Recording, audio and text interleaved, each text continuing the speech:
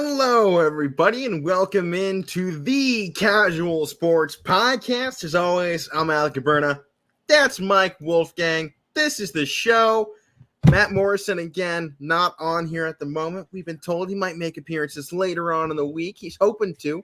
But as we get closer into football season, he's going to be on the show. Don't worry about that. We'll get him back here as we exit out of summer. But, Mike, this past weekend, the final weekend without football in America until February. I love it. You got the gear on right now. I think we're all hyped. We're all ready to go. This is what we want. Well, I told you before I was coming on, I was like, I probably should wear, because I usually, summertime, I've been wearing Pirate stuff because I've been playing. I was like, maybe I'll throw a jersey on because I think that was placed Friday or Saturday. Not that it matters because it's preseason, but I was like, you know what, I'm going to throw one on. I was trying to decide to wear this one, my Dak one, or my Steelers Fire Meat. I was like, forget the Steelers one. I'm a Cowboy fan. I'm putting the Cowboy one on. Good idea, Mike. Well, obviously, we talked a lot of NFL last week, got a lot of predictions out of the way. Let's keep it frank. Football's coming up. It's August. It's the fall. Technically doesn't start till September 22nd. But if we're being real, fall starts when football starts. It's just they go hand in hand. Sure, those first few weeks they're hot. It's whatever. But football season, it kind of starts that. I'll say third quarter of the year for me. Getting it down here. Next few months is going to be fun. We're obviously going to be talking a lot of football, kind of getting back to our format we had last fall as well, where we're going in, we're predicting games, we're talking about them, we're making our top 10 list. That's coming back here this season. We're excited to get it going. We got to put together a preseason list coming out because, Mike, USA Today just dropped the preseason top 25 coaches poll. Obviously, Alabama, they came in at number one. They're an amazing team, returning a lot of talent. Georgia took the big loss. They win the national championship. This is one of those things that you always kind of fall on. It's like national champion should be number one, but that's not always the case, as we've seen the last couple of years, especially when Bama doesn't win it. They still tend to get shot up into that number one overall spot to start out the season because it's just what their expectations are. Georgia hit third on this list. Ohio State, my team, number two in the nation per the coaches poll, which I think it's generous, especially after the season we had last year. I know coming into the season, expectations are high. We got a number one quarterback in the league. We got, a top 10 running back core, top 3 wide receiver core, probably arguable in that department. We should be coming back with a top-tier offensive line. And as Ryan Day said, we're expecting a top 10 defense this season, bringing in some new guys on the defensive piece. And completely reworking the scheme. We brought in Oklahoma State's defensive coordinator from last season, turned them into a top 10 team, and looking to turn that around.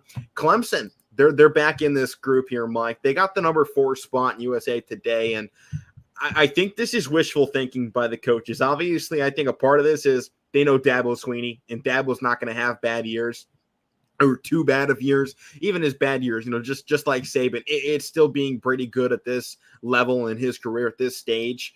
And I think this is their wishful thinking that he's had time now with DJ Uiagalelei, and now they're going to kind of get into that flow, get back into where they've been before the last couple of years, really before COVID. They kind of tanked it just like Penn State did once COVID hit. They've struggled to kind of get the train moving again out of the COVID years. So, I think it's wishful thinking for them. Number 5, Notre Dame. I think a part of this is setting up that week 1 top 5 matchup. I think that's why Notre Dame gets this top 5 bid. You look at the team, new coach, new quarterback. They don't have a lot going into this season. They have a lot of potential, but I mean, as we talked about, Ohio State season, and of course we talked about this game a little bit and what Notre Dame can do this year. It feels like a bridge year until they can get their real guy in there, their quarterback in Carr, who is one of the highest quarterback recruits they've had come there in a while, I think since Ian Book. Who obviously didn't do a ton for their team, but he had a great record with them overall. It feels like a bridge year, so I think this is some wishful thinking all in all for Notre Dame. I'm not sure if I would have them at number 5, but I also don't think we have that strong of a college football class this year overall. I really want to see what we get in the season because I feel like obviously not the quarterback spot, but I feel like everywhere else, college football lost a lot of talent to the NFL this past season. I mean, I think you're kind of seeing it with all the NFL training camp videos coming out.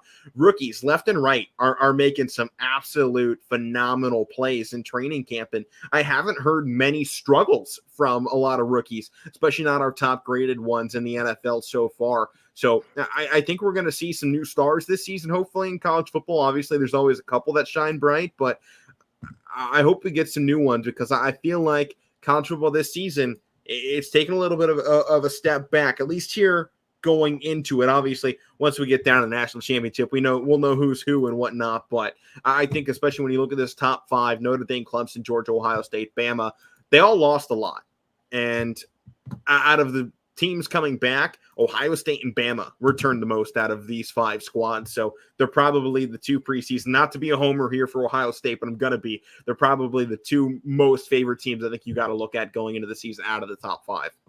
Alec, I give you crap sometimes, but jokingly, that you're not tooting your own horn with Ohio State. They deserve where they're at. It's not like they don't deserve it. I'm the first one to sit here and tell you that. But I think, you have this every year when you go into college football. This is just something to look at to start out, see where your team kind of stands up, where some people think your team's rack up against some other teams.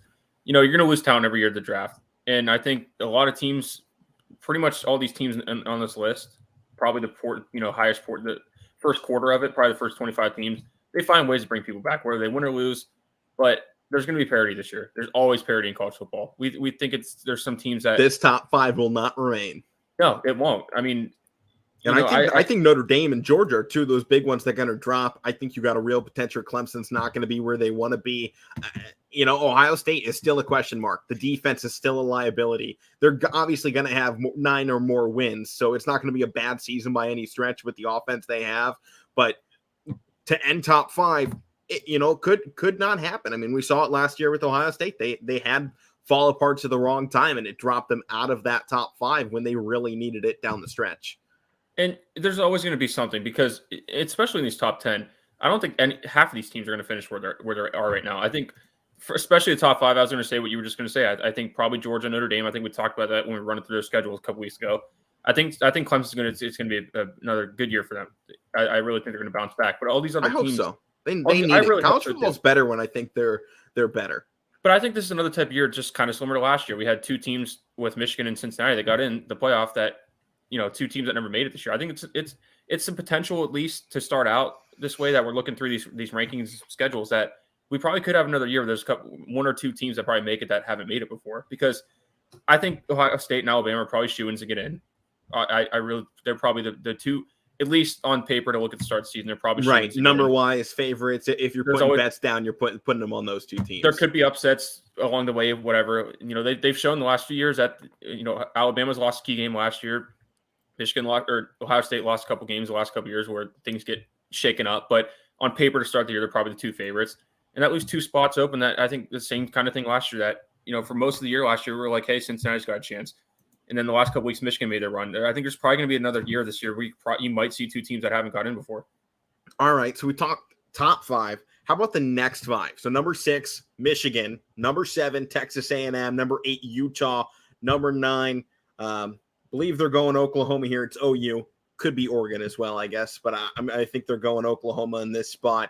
And number 10 is Baylor. So, Mike. Well, let me ask you this, though, before you go. What list do you have pulled up? Like, who's it from? Brent McMurphy put this. It's USA Today's top 25 coaches poll. Okay, we can kind of compare because I got ESPN's out, and it's okay. You got ESPN up. They got Baylor all the way down to 22. Okay, they got Baylor at 22. Yeah, I know a lot of people aren't liking Baylor this year coming into it, so I guess we'll start with them. I believe their quarterback transferred. And their quarterback starting this season. Yeah, so Blake Shapen is the new quarterback coming into the season. Gary Bohannon entered the transfer portal, which sucks. I love Bohannon with this team last season. Shapen started, though, that 21-16 upset of Oklahoma State in the Big 12 championship game. He came in late. He's a 4-star recruit. He was number 22 in the class of 2020. He's got a lot of upside, but Bohannon, I mean, it's going to be a hard number to replace. But I think after you saw Bohannon go down, and Blake Shapen come into the game and the system didn't fall apart, I think it sets up high hopes for this season going into it with Baylor. I think they're still a team to watch. We saw what they did last season, and with the Big 12 taking a step back, with Oklahoma and Texas falling off here this last season, especially now that Lincoln Riley is going to be gone from Oklahoma, I'm not sure what they're going to be at overall into this season. I think that's a team to watch out for. I think they're probably the number one team out of the Big 12 again this year. Well, yeah, I agree. I think it's just a little bit of inexperience. That's why I think they may struggle along the way at some point. Definitely. Because they're not going to be undefeated. No, and I think I don't expect that out of them at all. And I really never do out of Baylor. I expect year after year strong teams every other year, maybe a couple 8-9 win teams is what you want, I think. I think that's probably their ceiling this year is around 8 wins. I don't remember what you had in your predictions, but I'd probably say around 8-9 wins at the most. You know, their schedule I'm looking at, it's not the Big 12 is not too hard, but I think with their lack of experience, I mean, that they can maybe struggle along the way. I mean, there's really not any games that I think, hey, they're going to definitely lose. Mike, here, I pulled up my Big 12 slate. This is what I got going on for Baylor, 10-2 season. I got Iowa State, number one. I think they just return a lot, kind of as we talked about before, and especially with Gary Bohannon not being there this season, I do think there's that room for error, but they still had a pretty, easy schedule throughout the season. So I think they're definitely a team to watch out for in the Big 12 this year. Number 6, Michigan.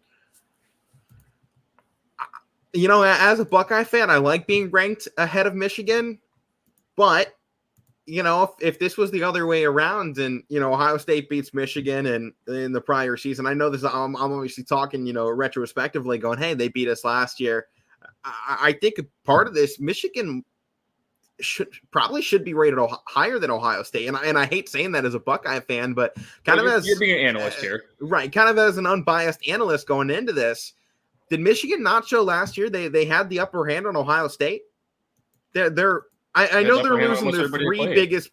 They're losing their 3 biggest pieces in Hassan Haskins, Ojabo, and Hutchinson. But they still had a lot of other stuff going on in that game. Obviously, Haskins absolutely torched Ohio State's defense, and Hutchinson and Ojabo just made it especially Hutchinson, made it a brutal day against Ohio State. And Ohio State returns a ton of talent, and they're always going to be great.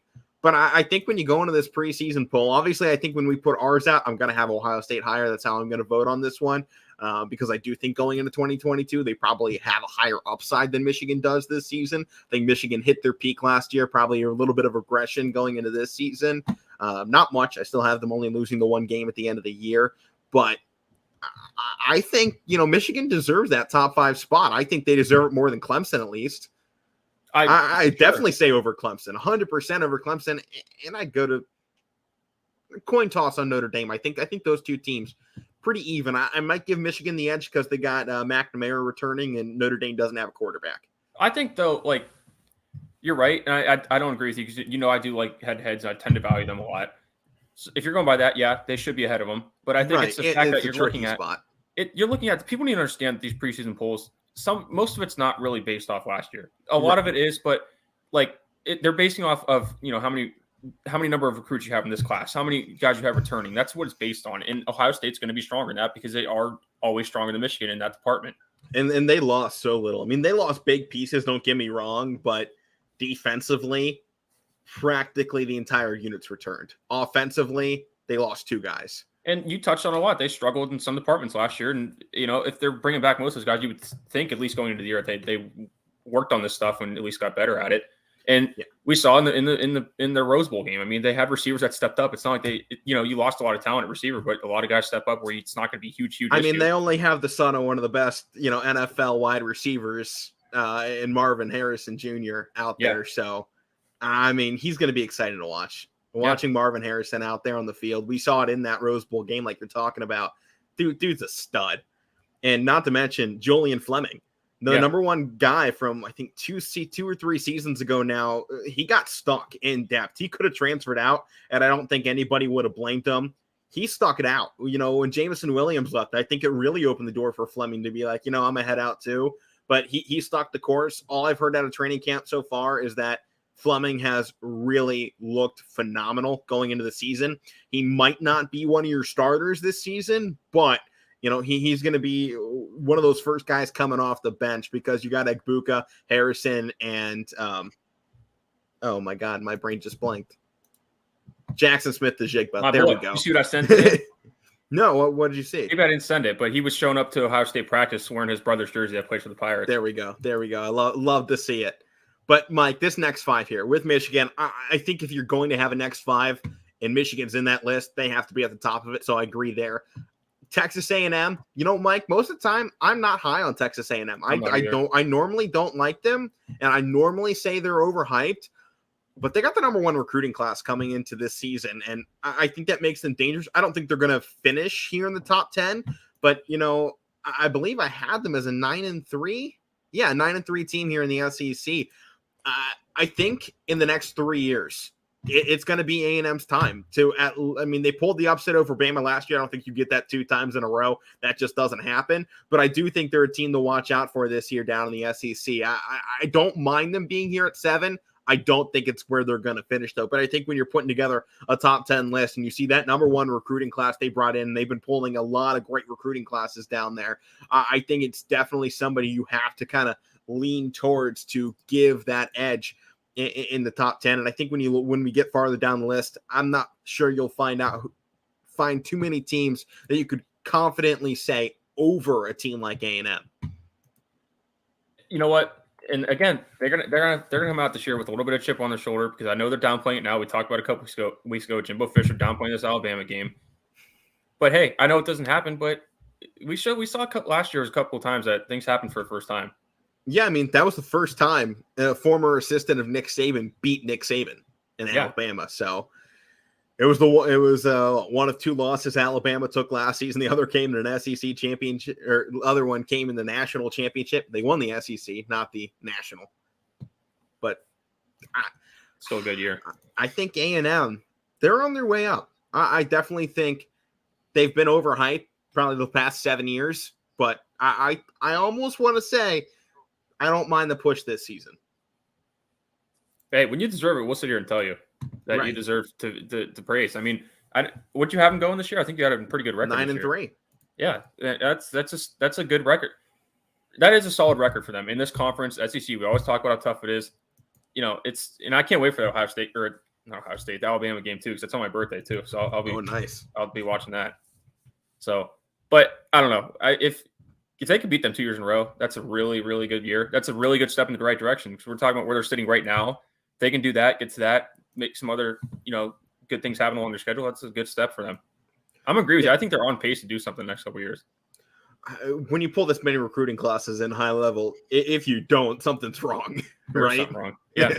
Number 8 is Utah. And I know Utah's losing a lot coming into the season, but I still got them dominating here in the South region of the Pac-12.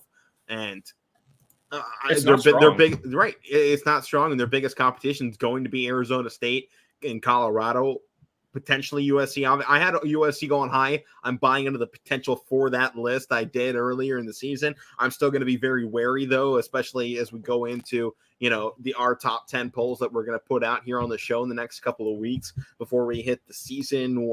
It's final week in August or 1st of September. I don't remember exactly. I think week 0 is the final week of August for college football. But when we go put them together, Utah's definitely a team you got to watch out for. Their ability, just as you said with those top 5 teams, to reload. They've really kind of put that program up to the next level out there on the West Coast. There's not a lot of high-level West Coast programs going on in college football right now.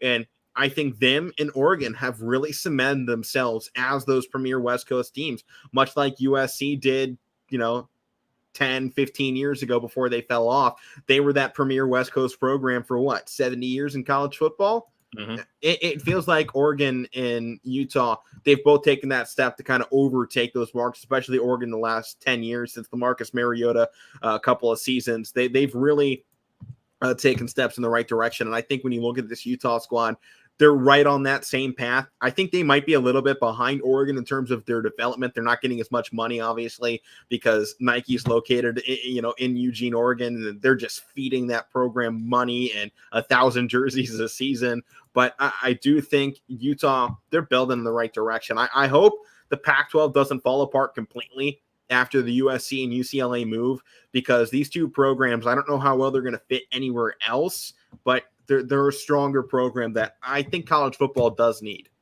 And I know the Pac-12 is out of the Power 5, at least considered the one of the weakest ones, if not the weakest.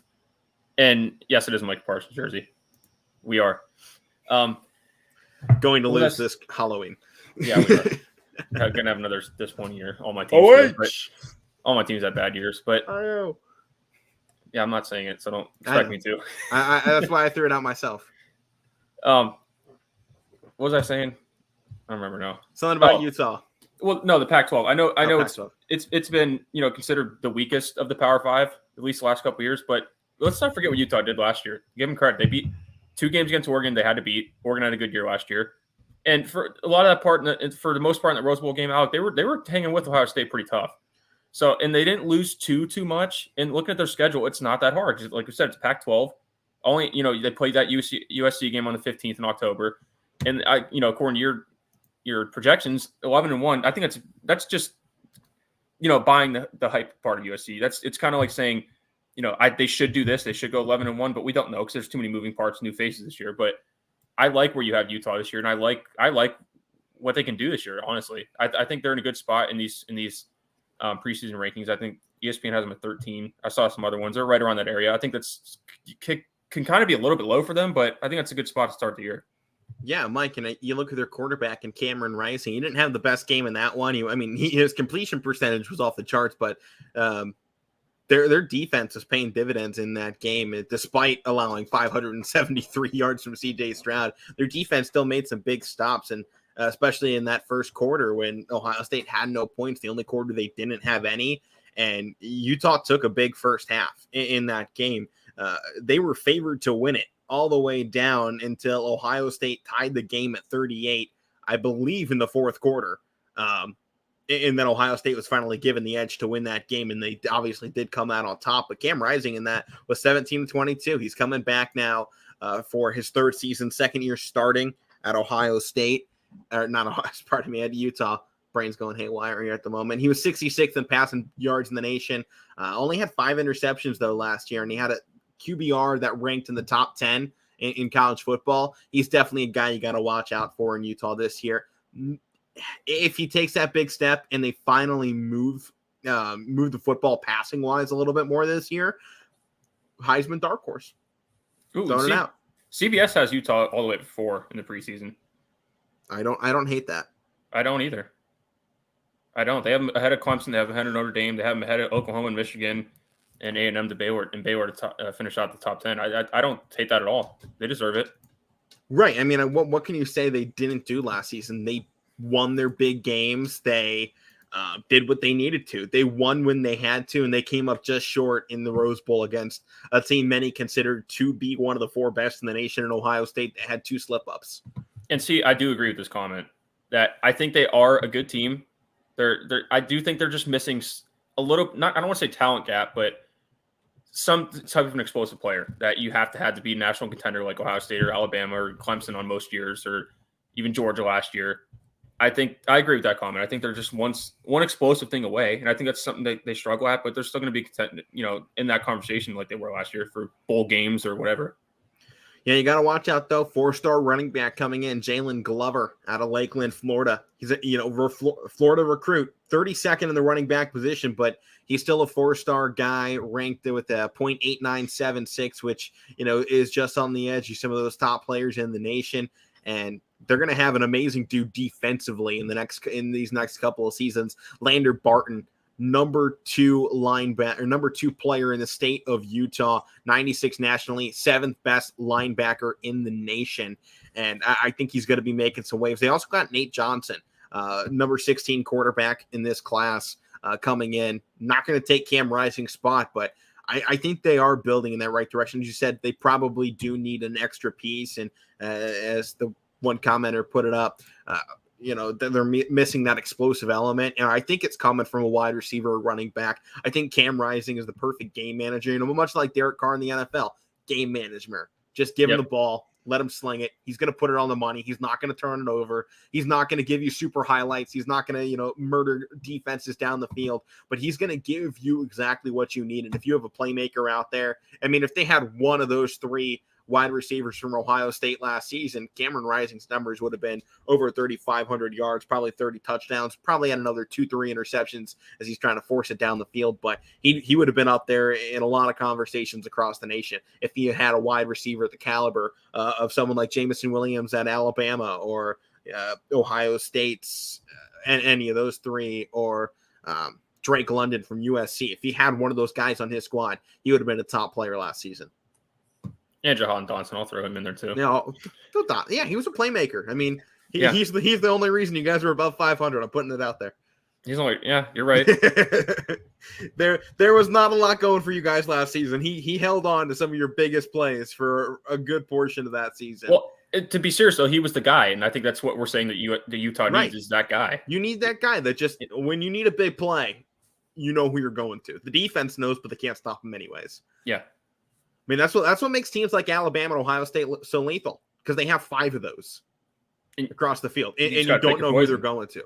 Yeah. So, yeah, when you can put that together. Number 9, they have Oklahoma. I think this is some wishful thinking here. They're losing a lot. I got Oklahoma as a 9-3 team. They're not going to be bad, but they're losing a lot. And I think that's worrisome when you look at this team. Anyone losing their head coach, they're going to be, kind of in a weird transition stage, especially beginning of the season, working guys into their spots, figuring out what's going on here. And they brought in a good coach. They brought in Brent Venables, who, as much as some people may not like him, Matt, who doesn't he like? And I don't know why, but I don't like him much either, just because he beat me a couple times, with Ohio State. But you know what? Give respect where respect is, earned. He won. He won those games. He puts up really great numbers as an assistant. We'll see how that translates over to head coaching now, because I think he's got some potential to make some noise here, but he's got to do something quick. He ain't got much time to build something up before they head to the SEC. Most likely, this is the quarterback they take to this is the head coach they take over to the SEC. They're going to give him 4 years. They're going to give him as much time as he needs to kind of build this program down with Oklahoma. And he's got a lot of rebuilding to do. So I'm not sure I love the number 9 spot here.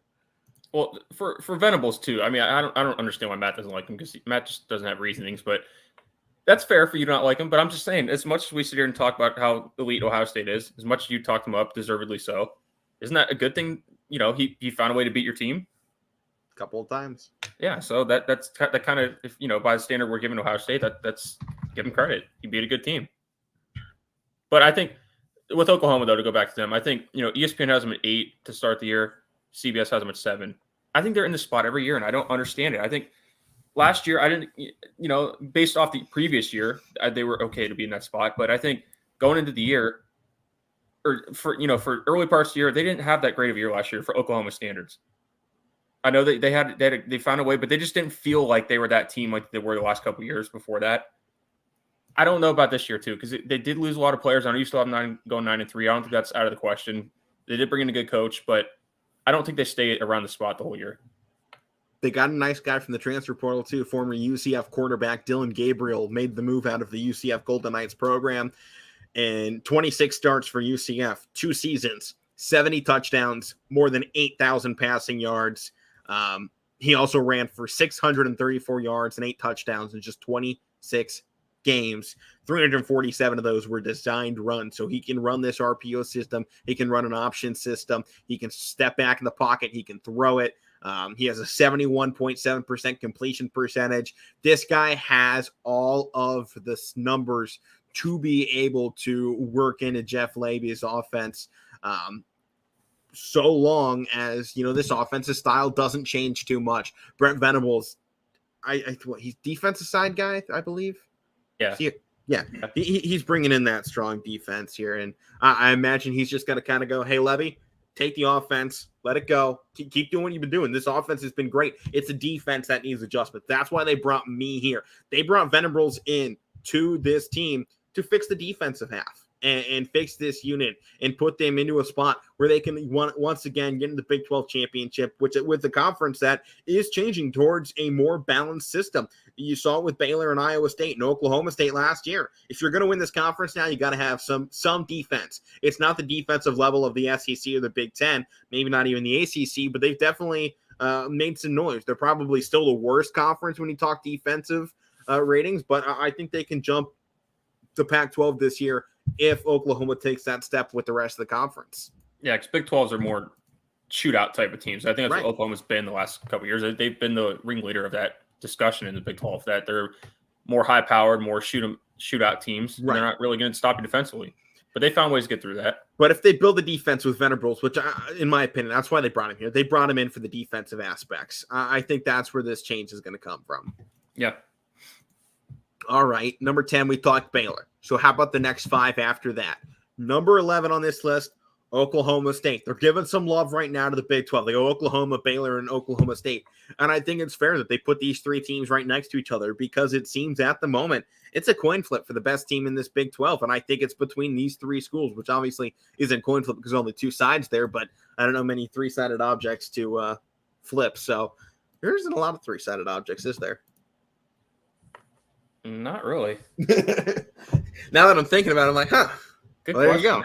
There you go. Right. But, we'll say the third side is, the edge of the coin. Or, sometimes if you flip it, it'll land on that little edge there. It's not not a 33% chance, but it's close enough. Well, maybe if you roll it on carpet or grass or something, it just stands straight up. There you go. It's not going to do it on concrete. We're flipping a coin on grass, where some tall grass too, where it can land vertically. Yeah. That's how we're doing this here. But I think you put these 3 teams in order. I don't mind it. I think Oklahoma State's a solid start to the next 5 of this. At the number 12 spot, USA Today's coaches poll has Oregon at number 12. I don't know how to feel about Oregon. I never do. I never know how to feel about this team going into a season. They're a wild card. I think obviously they have consistency and they're constantly, 9+ win team. But I think they're always a question mark on, are those going to be a good 9 wins? Okay, so wait, so where are they at on that list? At number 12 for USA Today. ESPN has them at 23. I like that better. 23, and CBS has them at 14. Exactly, wild card. As I just said, 11, 14, and 23. They're going to be a top 25 team, but where are they going to fall in that list? I think that's what class are they in? Yeah. Right. Are they in those 20 to 25s normally are teams that make that late run in a season that had some early slip ups? 15 to 20, they had a good year. Sometimes I think the 20 to 25s are better than the 15 to 20s in some cases. And then that 10 to 15 is you had a really great season, but you had that bad slip up somewhere. Which happens. And I think Oregon had that last year. They had 2 slip ups against the same team. Right. But they had the big win too. That went along with it, which kept them higher in the rankings for a long time. And which, last year, I wasn't sold on them as a type of contender, but when they had the record they had that win that we're talking about with Ohio State. That's why I kept them in there for half the year. And then they lose Utah twice. And it's like, okay, well, you didn't do your job. And then, that's what Oregon does. I agree. Yeah. I do too. They feel more like a 23 especially than a 12 or 14 going into this season. So I think it's an interesting conversation to have. But I think 12 is way too high on this list. Number 13, USA Today has NC State. And I like this pick. I think NC State, they're on their way up. I think we saw it last season. I don't have them beating Clemson this year. I do think Clemson's having that bounce back, and I got NC State falling in second, and they're just going to miss out on an ACC championship game. But if they live up to the hype, I think NC State could make an argument for the ACC to get 2 teams into the college football playoff. It's at least going to open the question. They won't get it over the SEC and the Big Ten, but if they can at least open that argument and put the ACC back in talks of being a good conference, because it looked there for a good minute like the ACC was just going to go, much like the Pac-12 has kind of completely fallen off as well. It looked like the ACC was heading in that direction. I think last season, we saw some bright spots. Sam Howell had obviously the early preseason recognition. Sam Hartman had some recognition last season. Obviously, Clemson had a little bit of it down, but they still won the conference, didn't they? I believe. Who you talking Clemson. about? No, they didn't. Well, the championship game. It was Pitt and Wake Forest, I think. Oh, that's right. Yeah. But I mean, Clemson was right and up those there. Two teams last year too. Pitt and Wake Forest. Right. And, it's one of those few conferences we've seen parity in starting. And I think that seeing parity in a conference that is starting to fall off, I think is a really great thing because it kind of bolsters everything back up where it isn't just Clemson dogging the whole freaking conference. And you, for the first time in a while, you saw other teams make that step up. They felt Clemson's demise and they all jumped on. And I think it's ignited a flame within this ACC. And I think NC State's one of those dogs you got to watch out for this year. I like the Wolfpack.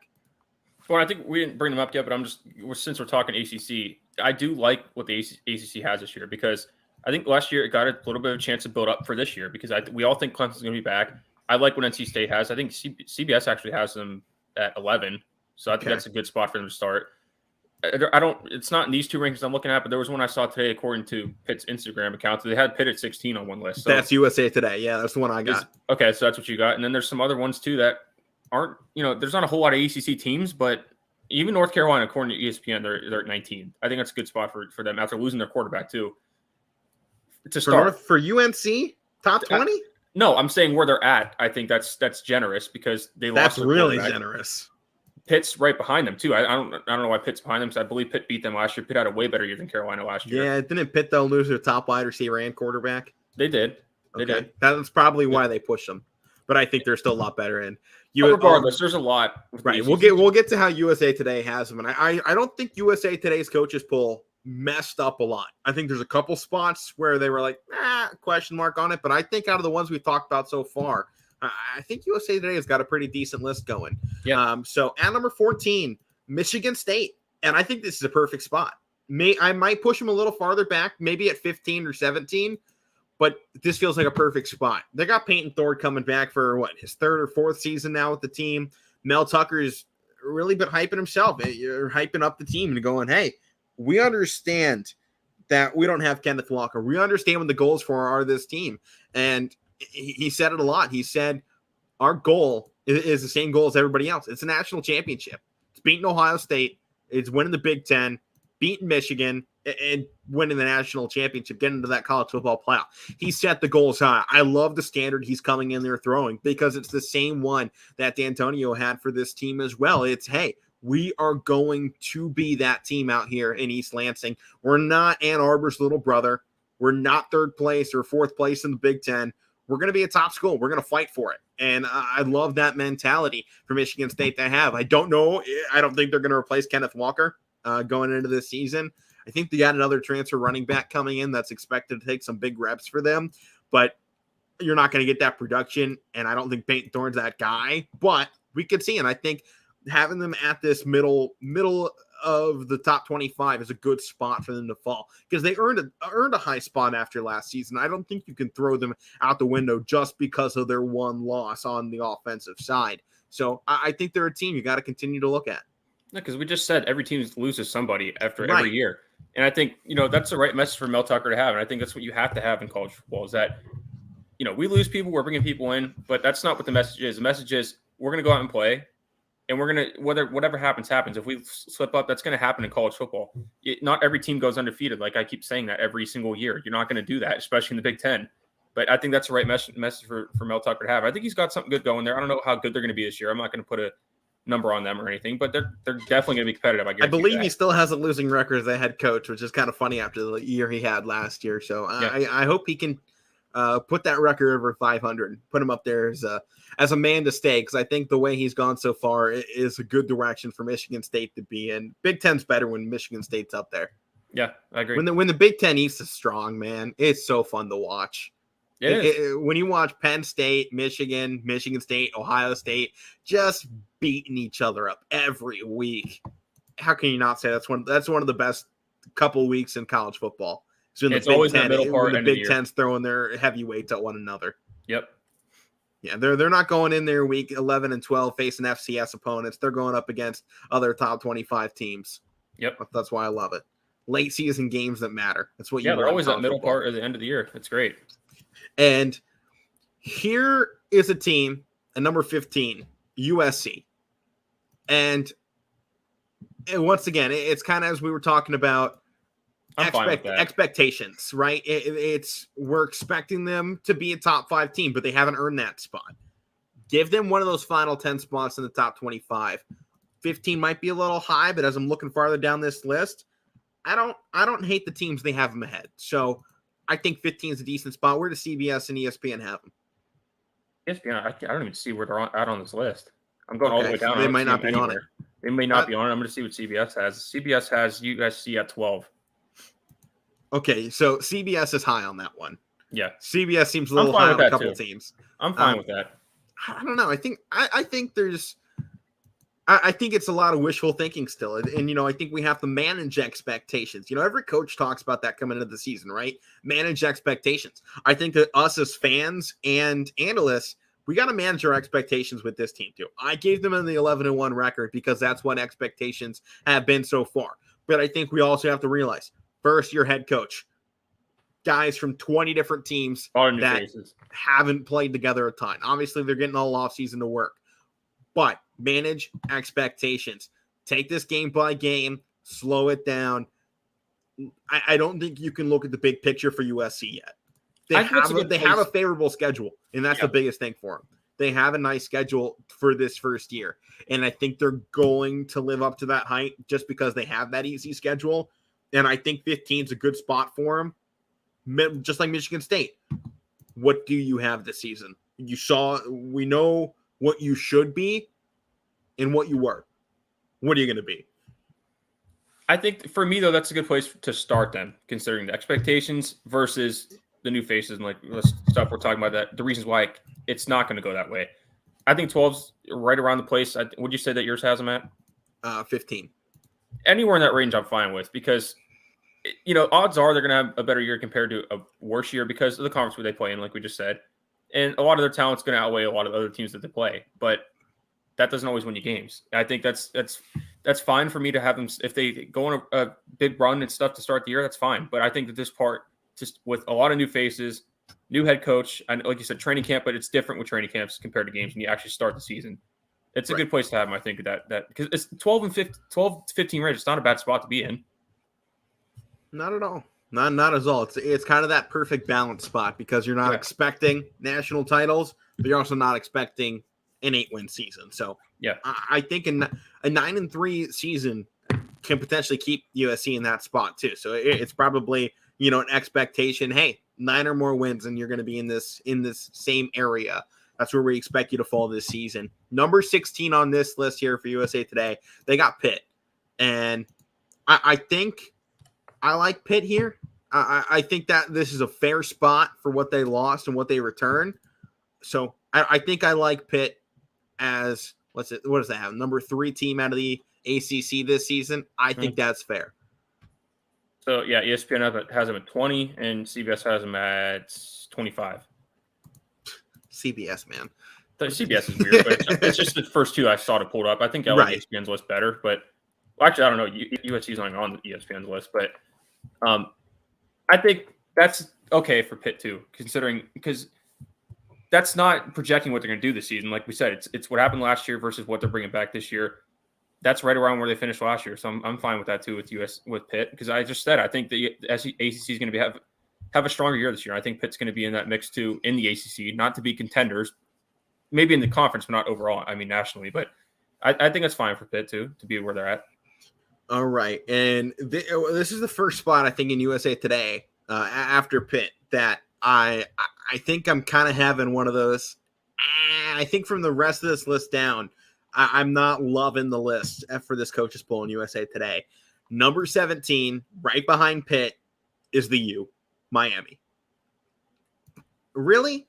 What have we seen out of Miami? Another head coach coming in.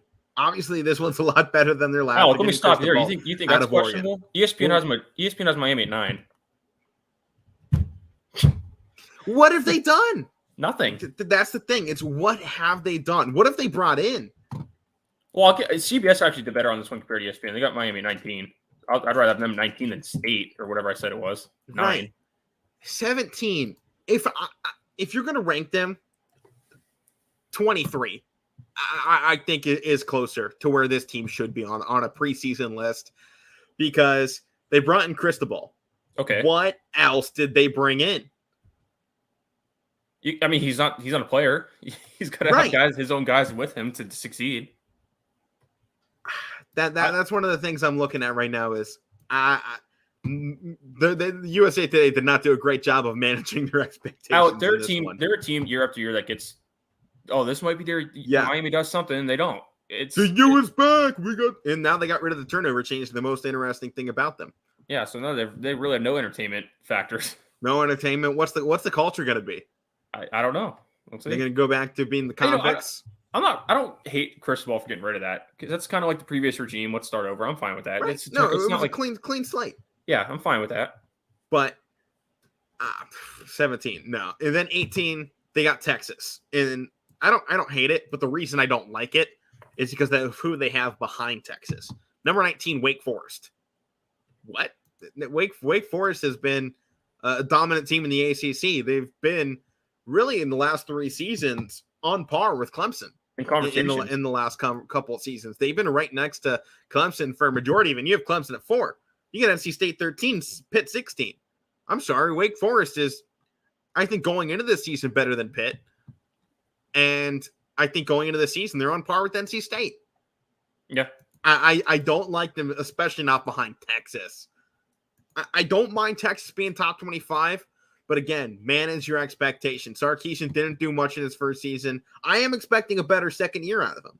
They're going to have Quinn Ewers as a starting quarterback. We'll see how that works. But again, this is experimental years right now for Texas. It's throwing things around, seeing what hits. And right now, they're boiling pasta, right?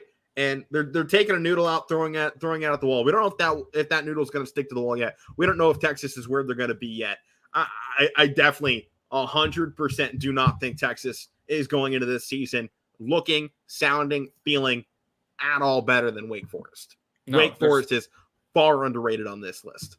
And Wake Forest, and they, like I said, they still have their quarterback coming back this year too. Fifth year man and Sam Hartman. That we forgot about when we were doing your predictions a few weeks ago, but. Yeah, Wake Forest the last couple of years has built themselves. I don't know what you want to categorize them as, but they've shown they're one of the better teams in the ACC. To take it however you want for how ACC, whether you say it's good or not. They last year for a lot of parts of the year they were in conversations, different conversations, a bunch of different ones to be, a top 10 team to be ACC in the championship game or win the ACC. And Texas, I still think they're building like you're saying, but I don't understand the hype for them every single year. They're kind of like Miami. Right. Every year there's something that they should do this. They should be coming back this year, but they don't. Give them a couple years with the new head coach they got last year. And Mike, throw this in here just because, they're my rival. But for a while there, I would say up until this season, Michigan was on that side too. And I think Notre Dame is still on that list. It's what have you done? Yeah, you made the playoffs, but you got blown out every time. Yeah. But I think Michigan finally took that next step. So I'll give them the clear this season. They deserve it. They deserve it. Right, but that's why I said earlier, Michigan should be higher than Notre Dame. They've earned their shot so far. And then at number 20, it's again why I don't like Miami and Pitt where they are. They got Wisconsin. The Badgers coming to the season with the top returning running back in the Big Ten, and a pretty good team all around for them. With obviously a very experienced head coach who is really good at what he does and making this a top program in the Big Ten. They're favorites to win the Big Ten West, and you have them at 20. Mm-hmm. Really? I don't like it. And the coaches poll here for USA Today, I think their biggest mistake was the Big Ten because they only have one team out of the Big Ten West in Wisconsin. Where's Iowa? They were in the Big Ten championship last year. And what did they lose? Iowa, I don't see them on, unless I skip them. Oh, yeah, they're at 37 on ESPN. 37. And by the way, I did find USC on ESPN. They're at 35. Okay. But yeah, 37 for Iowa. Iowa was in the Big Ten championship, basically losing nothing. Where's Minnesota at? 40. 40. I know the Big Ten West ain't great, but how do you not have the Big Ten champion there? And a team that really didn't lose much. Iowa's returning a lot of guys from last season. They did not lose a ton of talent in this last season. and they had, one of the top defenses in the Big Ten. They put up some great games. They had some fall apart, sure, but overall, they were a phenomenal team last year, and they don't make this list. And I don't know. I don't like that going into it. Number 21, they have Kentucky. I'm perfectly fine with Kentucky at 21 on this list. That seems fine to me. 22, Cincinnati. They were college football playoff team last year. I know they lost a lot, but come on. College football playoff team, and you won't even give them top 20? They're 17 CBS. I'll give them CBS credit for that one. I'll give CBS that one. But and ESPN, they have them at 27. I know people are expecting a huge step back this season, but I don't expect a huge step. They're going to regress, but I don't know about that. They're not going to be a college football playoff team again. No.